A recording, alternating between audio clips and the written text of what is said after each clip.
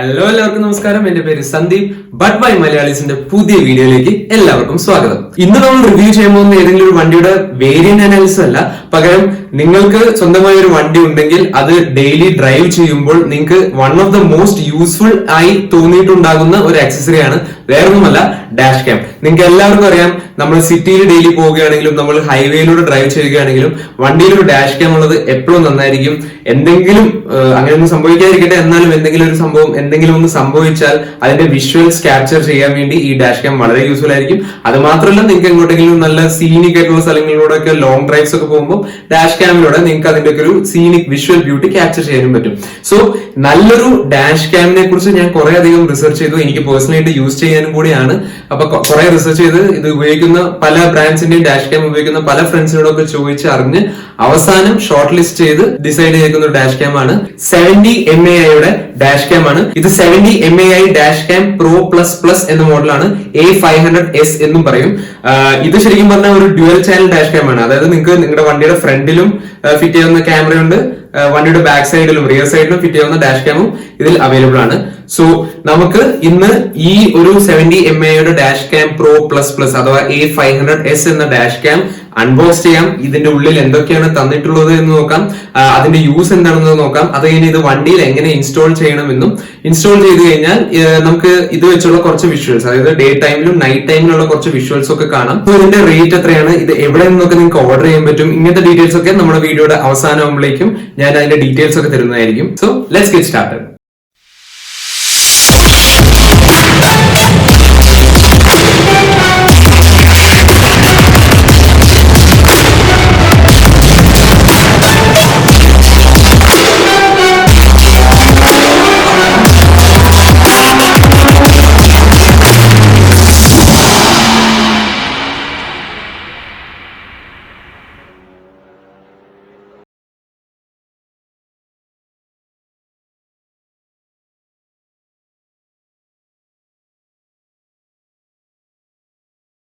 അപ്പൊ ഇതാണ് നമ്മുടെ 70 mAi dash cam pro plus പ്ലസിന്റെ ബോക്സ്.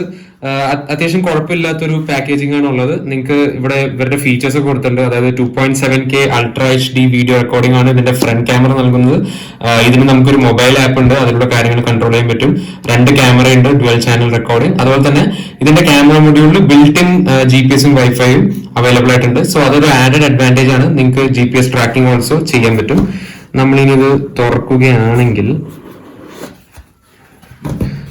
നല്ല വൃത്തിയായിട്ടാണ് ഇവര് പാക്കിംഗ് ചെയ്തിട്ടുള്ളത്. നമുക്ക് ഓരോന്നിൽ എന്തൊക്കെയുണ്ടെന്ന് നോക്കാം. ഇത് ഓക്കെ, ഇത് ശരിക്കും പറഞ്ഞാൽ ഇതിന്റെ വയറ്, നമ്മൾ ഈ ക്യാമറ ഫിറ്റ് ചെയ്തൊന്നും വയറ് ശരിക്കും വണ്ടിയിൽ തൂങ്ങിക്കിടക്കാതെ സൈഡിലോട്ടൊക്കെ നമ്മൾ വിരലുകൊണ്ട് ഇങ്ങനെ കുത്തി കയറ്റി വെക്കുന്ന പോലെ തന്നെ അതിന് വിരലിന് പകരം ഈ സാധനം വെച്ചിട്ട് നമുക്ക് വയറിങ്ങനെ ടക്കിങ് ചെയ്ത് വെക്കാം സൈഡിലൊക്കെ. ഇത് പിടിക്കട്ടെ. പിന്നെ അതുപോലെ തന്നെ ഇതാണ് ഇതിന്റെ ഫ്രണ്ട് ക്യാമറയുടെ വയറാണ്. അത്യാവശ്യം നല്ല ലെങ്ത് ഉണ്ട്.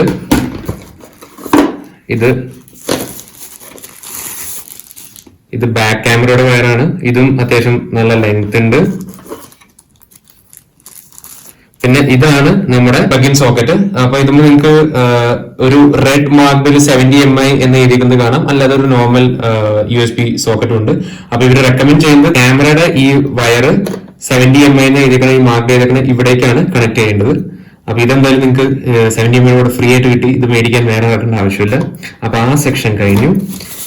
ഇനി നമുക്ക് അടുത്തത് നോക്കാം. ഓക്കെ, അപ്പം ഇതിൻ്റെ ഉള്ളിൽ എന്തൊക്കെയുള്ളത് നോക്കാം. നമ്മൾ ആരും അധികം യൂസ് ചെയ്യാത്ത കുറെ ഐറ്റംസ് ഉണ്ട്. യൂസർ മാനുവലും കാര്യങ്ങളൊക്കെ. യൂസർ മാനുവൽ, പിന്നെ ഉള്ളത് എന്താന്ന് വെച്ചാൽ 4 ഇലക്ട്രോസ്റ്റാറ്റിക് സ്റ്റിക്കേഴ്സ് ആണ് ഉള്ളത്. അത് ശരിക്കും പറഞ്ഞാൽ 2 ഫ്രണ്ട് ക്യാമിനും 2 ബാക്ക് ക്യാമിനും ആണ്. അപ്പൊ ഒരെണ്ണം യൂസ് ചെയ്യാനും ഒട്ടിക്കാനും, മറ്റേത് സ്പെയർ എന്നുള്ള രീതിയിൽ അങ്ങനെ നിങ്ങൾക്ക് 2 പെയർ ഓഫ് ഇലക്ട്രോസ്റ്റാറ്റിക് സ്റ്റിക്കേഴ്സ് ഉണ്ട്. ഈ ഇലക്ട്രോസ്റ്റാറ്റിക് സ്റ്റിക്കർ എന്താണെന്നും ഇതിന്റെ യൂസ് എന്താണെന്നും പറഞ്ഞുതരാം. 2 ഇലക്ട്രോസ്റ്റാറ്റിക് സ്റ്റിക്കേഴ്സ് ഇതിന്റെ ഫ്രണ്ട് ഡാഷ് ക്യാമിനും 2 ഇലക്ട്രോസ്റ്റാറ്റിക് സ്റ്റിക്കേഴ്സ് ഇതിന്റെ ബാക്കിലുള്ള ഡാഷ് ക്യാമിനാണ് കൊടുത്തേക്കുന്നത്. ഇലക്ട്രോസ്റ്റാറ്റിക് സ്റ്റിക്കർ എന്ന് വെച്ചാൽ ബേസിക്കലി ഒന്നുമില്ല, നമുക്ക് ഈ സ്റ്റിക്കർ ഗ്ലാസ്സിലോട്ട് ഒട്ടിച്ചിട്ട് ഈ സ്റ്റിക്കറിലോട്ടാണ് നമ്മുടെ ക്യാമറയുടെ മൊഡ്യൂൾ കണക്ട് ചെയ്യുന്നത്. നമ്മുടെ യൂഷ്വൽ സ്റ്റിക്കി മറ്റേ 3M ടൈപ്പ് ഒക്കെ പോലെ ഇതൊരു സ്റ്റിക്കി ആയിട്ടുള്ള സ്റ്റിക്കർ അല്ല. ഇത് എന്താ സംഭവം എന്ന് വെച്ചാൽ ഇലക്ട്രോസ്റ്റാറ്റിക് സ്റ്റിക്കർ, അതായത് ഇത് ചാർജ്ഡ് ആയിട്ടുള്ള ഒരു സ്റ്റിക്കറാണ്. അപ്പൊ ഇതിന്റെ ഉള്ളിൽ ഇലക്ട്രോസ്റ്റാറ്റിക് എനർജി ഉണ്ട്. നമ്മളത് ഗ്ലാസ്സിൽ ഫിറ്റ് ചെയ്യുമ്പോൾ ഇതിന്റെ ഉള്ളിലെ ചാർജിങ് കാരണം, ഇലക്ട്രോസ്റ്റാറ്റിക് പാർട്ടിക്കിൾസ് കാരണം അത് ഗ്ലാസ് ആയിട്ട് ഒരു അഡസീവ് മെറ്റീരിയൽ പോലെ വർക്ക് ചെയ്തിട്ട് ഗ്ലാസ് ആയിട്ട് സ്റ്റിക്ക് ചെയ്തിരിക്കും. നിങ്ങളിത് വണ്ടിയിൽ ഒട്ടിക്കുമ്പോൾ പ്രത്യേകം ശ്രദ്ധിക്കേണ്ട കാര്യം, നിങ്ങളുടെ വണ്ടി ഏതെങ്കിലും ഒരു ഷെയ്ഡിൽ, പാർക്കിംഗ് ഏരിയയിലോ വല്ല മരത്തിന്റെ കീഴിലോ ഷെയ്ഡിൽ പാർക്ക് ചെയ്തിട്ട് ഇത് ഒട്ടിക്കുന്നതായിരിക്കും ഉചിതം. കാരണം വെയിലത്ത് പാർക്ക് ചെയ്യുകയാണെങ്കിൽ നിങ്ങളുടെ വിൻഷീൽഡ് ഭയങ്കര ചൂടായിട്ടുണ്ടാവും. അപ്പം ഇത് സ്റ്റിക്ക് ചെയ്യണതുകൊണ്ട് അധികം ഒരു സ്റ്റിക്നെസ് കിട്ടില്ല. അപ്പൊ തണലത്ത് വെച്ചിട്ട് ഇത് സ്റ്റിക്ക് ചെയ്യുന്നതാണ് നല്ലത്. സ്റ്റിക്ക് ചെയ്യുന്ന സമയത്ത് ഇത് പിന്നെ സ്ട്രിക്ട്ലി വൺ ടൈം യൂസ് ആണ്. അതായത് നിങ്ങൾ ഒന്ന് സ്റ്റിക്ക് ചെയ്തു, അതുകൊണ്ട് നിങ്ങൾക്ക് അതിന്റെ പൊസിഷനിങ് മാറിപ്പോയി എന്ന് തോന്നുകയാണെങ്കിൽ ഊരി വീണ്ടും കറക്റ്റായിട്ട് സ്റ്റിക്ക് ചെയ്യാൻ നോക്കരുത്. നിങ്ങൾ എങ്ങനെയാണോ സ്റ്റിക്ക് ചെയ്തത് അത് മാക്സിമം കറക്റ്റ് പൊസിഷനിൽ ചെയ്യാൻ നോക്കുക. ഇൻ കേസ് ഇനി മാറിപ്പോയാലും കുഴപ്പമില്ല, കാരണം ഇതിന്റെ നടുക്കായിട്ടാണ് നമ്മൾ ക്യാമറ മൊഡ്യൂളും സ്റ്റിക്ക് ചെയ്യാൻ പോകുന്നത്. ഇത് അതുപോലെ തന്നെ ഇത് അഡസീവ് മെറ്റീരിയൽ ആണ്. ക്യാമറ കുറച്ചും കൂടെ സ്റ്റിക്ക് ചെയ്തിരിക്കണമെന്നുണ്ടെങ്കിൽ നിങ്ങൾക്ക് ഇത് വെച്ചിട്ട് ഒട്ടിച്ചിട്ട് അതിന്റെ അത്രയും സ്റ്റിക്കിനെസ് വരുന്നില്ല എന്ന് തോന്നുകയാണെങ്കിൽ അഡസീവ് മെറ്റീരിയൽ യൂസ് ചെയ്യാം. ഇനി നമ്മുടെ മെയിൻ ക്യാമറ കുട്ടൻ. അപ്പം ഇതാണ് 70 mAh ഫ്രണ്ട് ക്യാമറ. ഇതാണ് ക്യാമറ ലെൻസ്. പിന്നെ അതുപോലെ തന്നെ ക്യാമറയുടെ ഒരു 2-inch ഡിസ്പ്ലേ ഇവിടെ ഉണ്ട്. ആ ഡിസ്പ്ലേ പ്രവർത്തിക്കാവുന്ന ബട്ടൺസ് ഇവിടെ ഉണ്ട്, ഓപ്പറേഷണൽ ബട്ടൺസ്. അതുപോലെ തന്നെ മെയിൻ പവർ ബട്ടൺ ഇവിടെ കാണാൻ പറ്റും. ഇതാണ് ക്യാമറ. പിന്നെ അതുപോലെ തന്നെ ശരിക്കും പറഞ്ഞാൽ ഈ ക്യാമറയിൽ പണ്ടത്തെ 70 mAh ക്യാമറേസിൽ GPS മൊഡ്യൂൾ സെപ്പറേറ്റ് ആയിട്ട് മേടിച്ചിട്ട് ഫിറ്റ് ചെയ്യണമായിരുന്നു. ഇപ്പൊ അതിന്റെ ആവശ്യമില്ല. GPS മൊഡ്യൂൾ ഇതിന്റെ ഉള്ളിൽ ഇൻബിൽട്ട് ആണ്. സോ നിങ്ങൾക്ക് ഈ ഒറ്റ ക്യാമറ മൊഡ്യൂളിൽ തന്നെ ക്യാമറയുടെ ഫംഗ്ഷനാലിറ്റി പ്ലസ് GPS രണ്ടും നടക്കും. ഇത് ഈ ക്യാമറയെ കുറിച്ച് പറയുകയാണെങ്കിൽ ഇത് ഈ ബോക്സിംഗിൽ കണ്ടതുപോലെ തന്നെ 2.7K ക്ലാരിറ്റിയിലാണ് ഫ്രണ്ട് ക്യാമറ റെക്കോർഡ് ചെയ്യുന്നത്. ഇത് സോണിയുടെ ഒരു 5 മെഗാപിക്സൽ ക്യാമറയാണ്. 140 ഡിഗ്രി വ്യൂയിങ് ആംഗിൾ ആണ് ഇതിലുള്ളത്. അതായത് നിങ്ങൾ ഒട്ടിച്ചു കഴിഞ്ഞാൽ 140 ഡിഗ്രിയിൽ നിങ്ങൾക്ക് വ്യൂയിങ് ആംഗിൾ കിട്ടും വണ്ടിയുടെ ഫ്രണ്ട് ഭാഗത്ത്. അപ്പൊ ഫ്രണ്ട് ക്യാമറ ഇവിടെ ഇരിക്കട്ടെ. ഇതാണ് ബാക്ക് ക്യാമറ. ഇത് ചെറിയൊരു ബാക്ക് ക്യാമറയാണ്. ഇത് 2.7K റെക്കോർഡിംഗ് ആണ് ഇത് ചെയ്യുന്നതെങ്കിൽ ഇത് 1080p റെക്കോർഡിംഗിലാണ് ഇത് ചെയ്യുന്നത്. അതുപോലെ തന്നെ ഈ ബാക്ക് ക്യാമറ ബാക്കിലത്തെ ഗ്ലാസ്സിലോട്ട് ഒട്ടിക്കാനുള്ള ഒരു ഐറ്റം, അത് കണക്ഷൻ മറ്റേ വയറിന്റെ അറ്റത്തോട്ട് കണക്ഷൻ കൊടുക്കാനുള്ള ഐറ്റം ഒക്കെ ഇവിടെ ഉണ്ട്. ഇത് ഇവിടെ ഇരിക്കട്ടെ. അപ്പൊ നമുക്ക് ഇത് രണ്ടും തൽക്കാലം മാറ്റി വെച്ചിട്ട് നമുക്ക് മെയിൻ സംഭവത്തിലോട്ട് കിടക്കാം. സോ നമ്മള് സ്വിച്ച് ഓൺ ചെയ്യുകയാണ്. ഓക്കെ, അപ്പൊ നമ്മുടെ ക്യാമറ ഡിവൈസ് ഓൺ ആയിട്ടുണ്ട്. ഇതിപ്പോ തൽക്കാലം ഇതിന്റെ ബാറ്ററി കുറവായതുകൊണ്ട് ഒരു പവർ ബാങ്കിലോട്ട് കണക്ട് ചെയ്തേക്കാണ്. അപ്പൊ ഇവിടെ നമ്മുടെ ബട്ടൺസ് ഉപയോഗിച്ചിട്ട് നമുക്ക് നാവിഗേറ്റ് ചെയ്യാം. ലാംഗ്വേജ് ഇംഗ്ലീഷ് സെലക്ട് ചെയ്തു, നെക്സ്റ്റ് അടിച്ചു. ഇവർ പറയുന്നത് എന്താണെന്ന് വെച്ചാൽ ഇവിടുത്തെ ലൈറ്റ് ഇത് ഗ്രീൻ കളർ ആണെങ്കിൽ റെക്കോർഡിംഗ് ആണ്, ഇത് റെഡ് കളർ ആണെങ്കിൽ എന്തോ എറർ ഉണ്ട്. ഇപ്പോഴത്തെ പോലെ ബ്ലൂ കളർ ആണെങ്കിൽ റെക്കോർഡിംഗ് അല്ല, പക്ഷെ ഓൺ ആണെന്നുള്ള അർത്ഥം. നെക്സ്റ്റ് അടിച്ചു. പിന്നെ ഈ പവർ ബട്ടൺ നമ്മൾ ഒരു പ്രാവശ്യം ഒരു സിംഗിൾ ടാപ്പ് ചെയ്യുകയാണെങ്കിൽ സ്ക്രീൻ ഓണും ഓഫും ആവും. അതിന് പകരം പവർ ബട്ടൺ നമ്മൾ ലോങ് പ്രസ് ചെയ്യുകയാണെങ്കിൽ എൻ്റയർ ഡിവൈസ് ഓണും ഓഫും ആവും. ഓക്കെ, നമ്മളിനിയും ഇന്നത്തെ ടൈം സെറ്റ് ചെയ്യാൻ പോവാണ്. അപ്പൊ ഇന്നത്തെ ഡേറ്റ് നോക്കുമ്പോൾ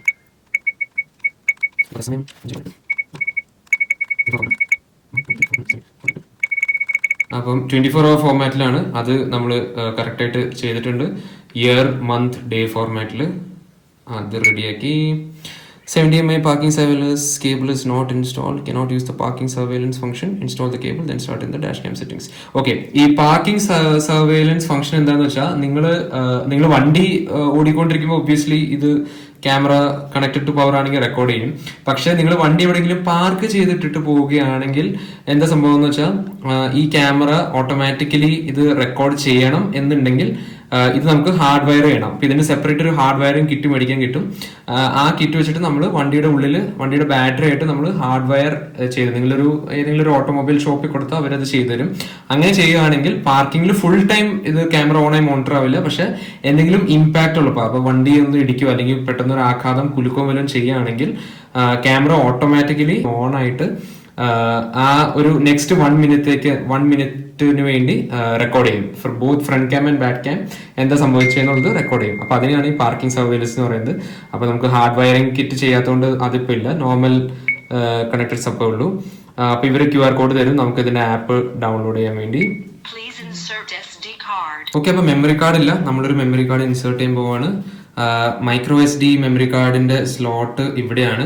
പിന്നെ ഈ 70mm കമ്പനി ആക്ച്വലി റെക്കമെൻഡ് ചെയ്യുന്നത് സാംസങ് അല്ലെങ്കിൽ സ്ട്രോൺഷ്യത്തിന്റെ മെമ്മറി കാർഡാണ് ഇവര് റെക്കമെൻഡ് ചെയ്യുക.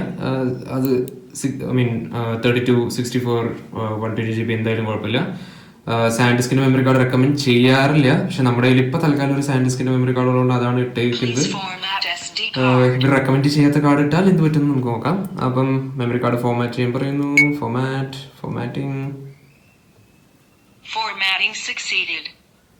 Formatting is successful. Okay, yes. നിങ്ങൾക്ക് ഇതിന്റെ വിഷ്വൽസ് ഇപ്പൊ ഒന്ന് കാണാൻ പറ്റും. ഞാൻ അത് കാറിൽ ഫിറ്റ് ചെയ്യുമ്പോൾ കാണിച്ചു തരാം എങ്ങനെയാണ് പ്രോപ്പർ വിഷ്വൽസ്. പക്ഷെ തരക്കേടില്ലാത്ത രീതിയിലുള്ള അത്യാവശ്യം നല്ല ക്ലാരിറ്റിയും കാര്യങ്ങളൊക്കെ ഉണ്ട് ഇതില്.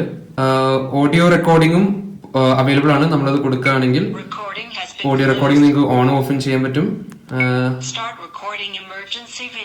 ഈ രണ്ടാമത്തെ ബട്ടൺ നേരത്തെ ഒരു ഫ്ലാഗ് കണ്ടുപോലെ തന്നെ അത് എമർജൻസി സിറ്റുവേഷൻസിൽ നിങ്ങൾക്ക് എമർജൻസി വീഡിയോ എന്നുള്ള രീതിയിൽ റെക്കോർഡ് ചെയ്യണമെങ്കിൽ എമർജൻസി വീഡിയോ റെക്കോർഡ് ചെയ്യാം. അതിനുവേണ്ടിയാണ് ഈ സെക്കൻഡ് ബട്ടൺ. എനിക്ക് തോന്നുന്നു കുറച്ച് ഡ്യൂറേഷൻ ഓഫ് സെക്കൻഡ്സ് മാത്രമായിട്ടാണ് ഈ എമർജൻസി വീഡിയോ റെക്കോർഡ് ചെയ്യുക. ഓക്കെ, നമുക്കത് ക്ലോസ് ചെയ്യാൻ പറ്റില്ല, തന്നെ ഓട്ടോമാറ്റിക്കലി അത് കംപ്ലീറ്റ് ആവണം. Let's wait for that. Okay, പിന്നെ ഇതിന്റെ ഗാലറിയാണ്. ഓക്കെ, തൽക്കാലത്തെ റെക്കോർഡിംഗ് കൊണ്ട്. ഓക്കെ, അപ്പൊ നിങ്ങൾക്കറിയാം ഫ്രണ്ട് വീഡിയോയും ബാക്ക് വീഡിയോയും രണ്ട് സ്ഥലത്തും റെക്കോർഡ് ചെയ്യപ്പെട്ട സാധനങ്ങൾ എന്താണെന്ന് നമുക്ക് കാണാൻ പറ്റും. പോയിട്ട് സെറ്റിംഗ്സിന്റെ ബട്ടനാണ് ഇവിടെ ഉള്ളത്. നമ്മൾ ഈ സിസ്റ്റം സെറ്റിംഗ്സിൽ പോയി കഴിയുമ്പം ഇതിൽ കുറച്ച് ഇതിന്റെ എക്സ്ട്രാ ഫംഗ്ഷനാലിറ്റീസും വൈഫൈ സെറ്റിംഗും കാര്യങ്ങളും എല്ലാം ഉണ്ട്. അതുപോലെ തന്നെ ഇപ്പം ഓഡിയോ റെക്കോർഡിംഗ് എടുക്കുകയാണെങ്കിൽ തന്നെ ബൈ ഡിഫോൾട്ട് ഓഡിയോ റെക്കോർഡിംഗ് എപ്പോഴും ടേൺ ഓൺ ചെയ്ത് വെക്കണോ ടേൺ ഓഫ് ചെയ്ത് വെക്കണോ എന്നുള്ള ഡീറ്റെയിൽസും ഇവിടെ നമുക്ക് അറിയാൻ പറ്റും. അതല്ലാതെ നമുക്ക് ഞാൻ നേരത്തെ പറഞ്ഞ ഈ ക്യാമറയിൽ കുറച്ച് ഇതിന്റെ സ്പെസിഫിക് AI റിലേറ്റഡ് ഫീച്ചേഴ്സ് ഉണ്ടെന്ന് പറഞ്ഞു. അതിലൊന്നാണ് ADAS.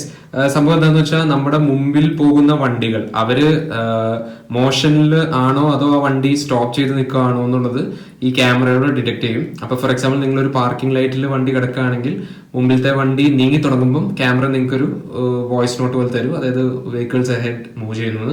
അതുപോലെ തന്നെ മുമ്പിലത്തെ വണ്ടികൾ ലെയിൻ മാറുകയാണെങ്കിൽ മൾട്ടി ലെയിൻ റോഡ്സിൽ ലെയിൻ മാറുകയാണെങ്കിൽ അതും ഇവർ ഡിറ്റക്ട് ചെയ്തിട്ട് അത് പറയും. അതുപോലെ തന്നെ നിങ്ങൾക്ക് ഇതിന്റെ സ്ക്രീൻ ഓഫ് ടൈം ഡീഫോൾട്ട് ആയിട്ട് എത്ര നേരം കഴിഞ്ഞാൽ സ്ക്രീൻ ഓഫ് ആവണം എന്നുള്ളത് സെറ്റ് ചെയ്യാൻ പറ്റും.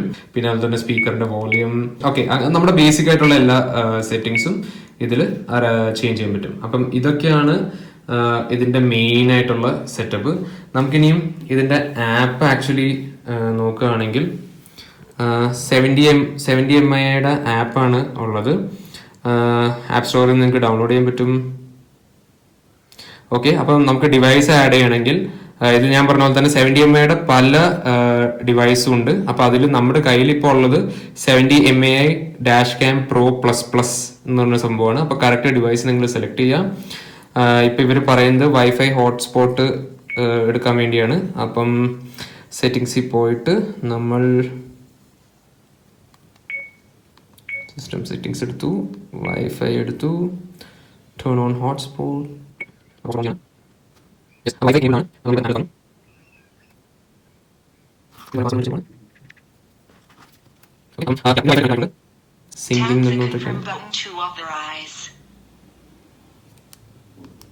കൺഫേം ബട്ടൺ ഞെക്കാൻ പറഞ്ഞു, നമ്മൾ കൺഫേം ബട്ടൺ ഞെക്കി.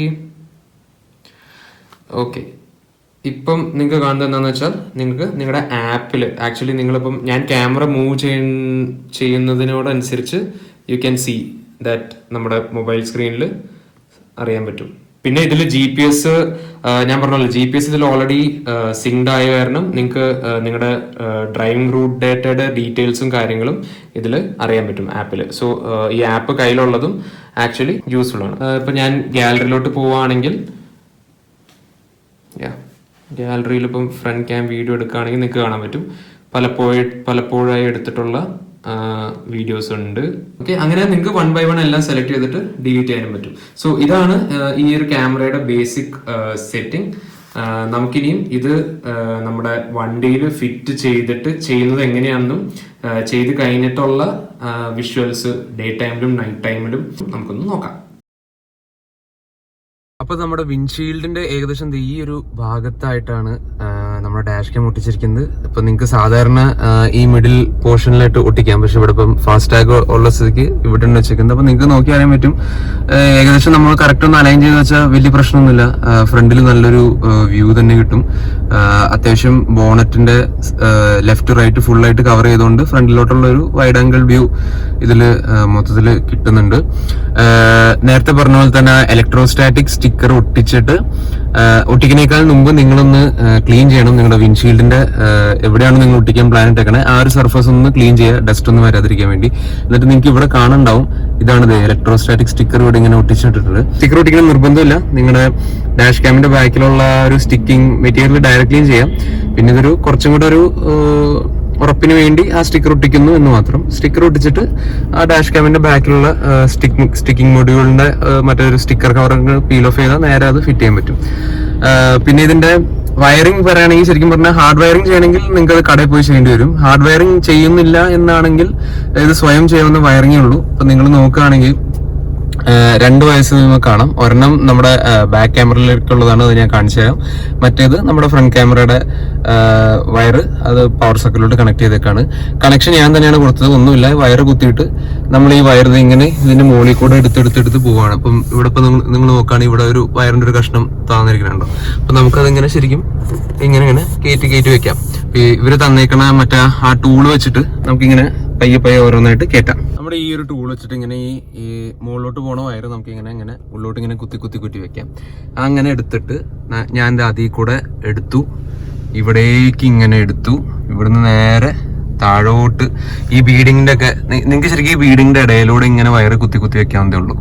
അവിടുന്ന് ഇപ്പം ഇവിടെ നിങ്ങൾ സൂക്ഷിച്ച് വെക്കുകയാണെങ്കിൽ വയറിന്റെ ഒരു അറ്റം കാണാൻ പറ്റും. അത് കറക്റ്റായിട്ട് ഇങ്ങനെ വെച്ച് ബീഡിങ്ങിന്റെ ഇടയിൽ കൂടെ എടുത്തെടുത്ത് ഏറ്റവും താഴെ സീറ്റിന്റെ അടിയിൽ പോയിട്ട് സീറ്റിന്റെ അടിയിൽ കൂടെ വലിക്കുമ്പോൾ നിങ്ങൾക്കത് ഏകദേശം ഈ വയറ് സീറ്റിന്റെ അടിയിൽ കൂടെ ഇങ്ങോട്ട് വരും.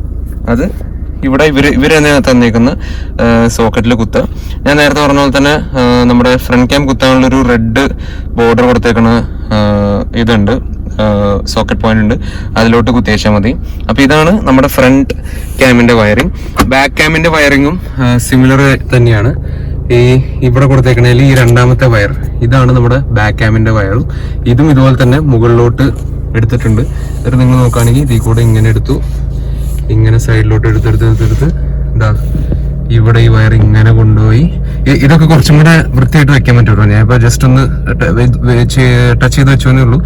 നല്ലോണം ഒന്ന് ഉള്ളോട്ട് കുത്തിത്തിരിക്കി വെക്കാവുന്നേ ഉള്ളൂ. അങ്ങനെ ഇവിടെ നിർത്തി ബീഡിങ്ങിന്റെ ഉള്ളിൽ കയറ്റി ബീഡിങ്ങിലൂടെ ബാക്കോട്ട് പോയി അങ്ങനെ ഇതിലൂടെ പോയിട്ട് ദാ ഇവിടെ കൂടെ ഇങ്ങനെ എടുത്തു, അതുപോലെ തന്നെ ഇപ്പുറത്തും എടുത്തു. ഇവിടുന്ന് ഒന്നുകിൽ നിങ്ങൾക്ക് ഇങ്ങനെ കണ്ടിന്യൂ ചെയ്യാം, അല്ലെങ്കിൽ ലെങ്ത് എക്സ്ട്രാ വരാന്ന് തോന്നുകയാണെങ്കിൽ ഇങ്ങനെ താഴോട്ട് എടുത്തിട്ട് താഴെ നിന്ന് കണ്ടിന്യൂ ചെയ്യാം.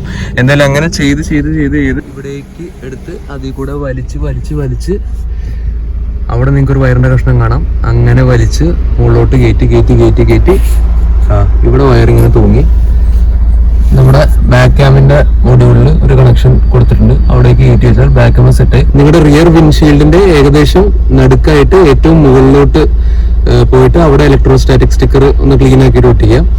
വിൻഷീൽഡ് ഒന്ന് ക്ലീൻ ആക്കിയിട്ട് ഇലക്ട്രോസ്റ്റാറ്റിക് സ്റ്റിക്കർ ഒട്ടിച്ചിട്ട് അവിടെ തന്നെ പൊസിഷൻ കറക്റ്റ് ആയിട്ട് നമുക്ക് നോക്കിയിട്ട് ആ ബാക്ക് ക്യാമിന്റെ മൊഡ്യൂൾ ഒന്ന് വെച്ചാൽ മതി. ഇത്രയേ ഉള്ളൂ ഇതിന്റെ ഫിറ്റിംഗ് പേർപ്പസ്. പിന്നെ ഫിറ്റ് ചെയ്യുമ്പോൾ പ്രത്യേകം ശ്രദ്ധിക്കുക, ഇങ്ങനെ കുറച്ച് എക്സ്ട്രാ ലെങ്ത് നിങ്ങൾ കൊടുക്കണം.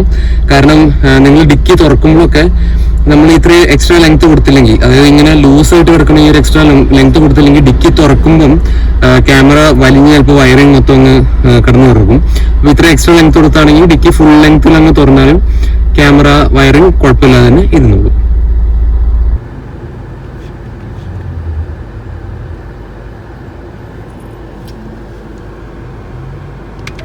Switch to rear recording.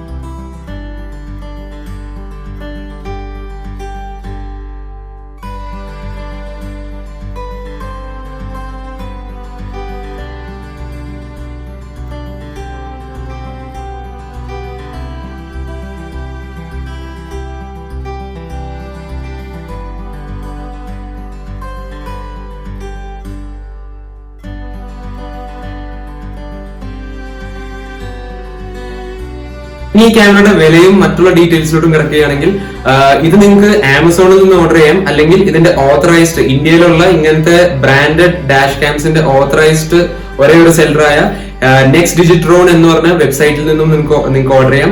രണ്ടിന്റെയും ലിങ്ക്സ് ഞാൻ ഡിസ്ക്രിപ്ഷനിൽ കൊടുത്തിട്ടുണ്ടാവും. നെക്സ്റ്റ് ഡിജിട്രോണിന്റെ വെയർ ഹൗസ് പൂനെയിലാണ് ഉള്ളത്.